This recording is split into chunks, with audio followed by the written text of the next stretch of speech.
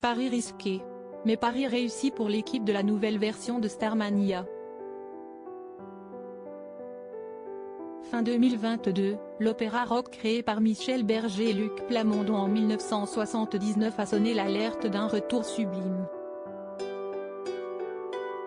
Et on peut dire que le public est au rendez-vous. Lancé il y a 3 mois à peine, après avoir été reporté à cause de la pandémie de Covid-19, la comédie musicale a déjà donné sa 100e, comme l'évoque Marc Laderet de La Charrière dans les colonnes du journal Le Figaro. Plus de 300 000 spectateurs en 3 mois, une jauge pratiquement pleine tous les soirs, CST du jamais vu depuis bien longtemps pour une création française, précise le PDG de Fimalac Entertainment. Nous avons déjà vendu plus de 650 000 billets et allons partir en province avec un retour prévu à Paris cet automne et une tournée dans des pays francophones, comme la Suisse, la Belgique, le Canada. Véritable monument du patrimoine français, les aventures de Johnny Roquefort, de la serveuse automate, de Cristal et de 0 janvier sont donc prêtes à résonner à l'international. Il nous faudra atteindre 1 million de spectateurs pour amortir les investissements de départ. Le public aurait dû retrouver tous les titres emblématiques de Starmania bien plus tôt, sur scène, puisque ce retour était programmé, initialement, pour le mois de septembre 2020. Mais parfois, la patience est une vertu qui mérite d'être usée.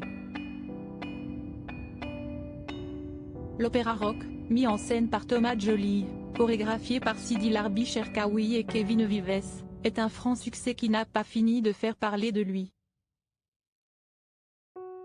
Si les tickets se vendent en masse, l'élaboration du show a cependant été un véritable risque financier pour Marc Laderet de La Charrière, qui a encore besoin de poursuivre l'expérience plus loin avant de rentrer dans ses frais.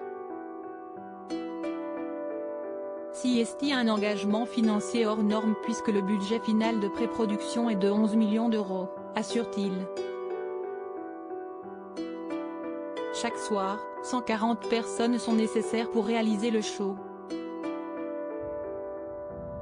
Compte tenu du prix du billet, que nous avons voulu le moins élevé possible, il nous faudra atteindre 1 million de spectateurs pour amortir les investissements de départ.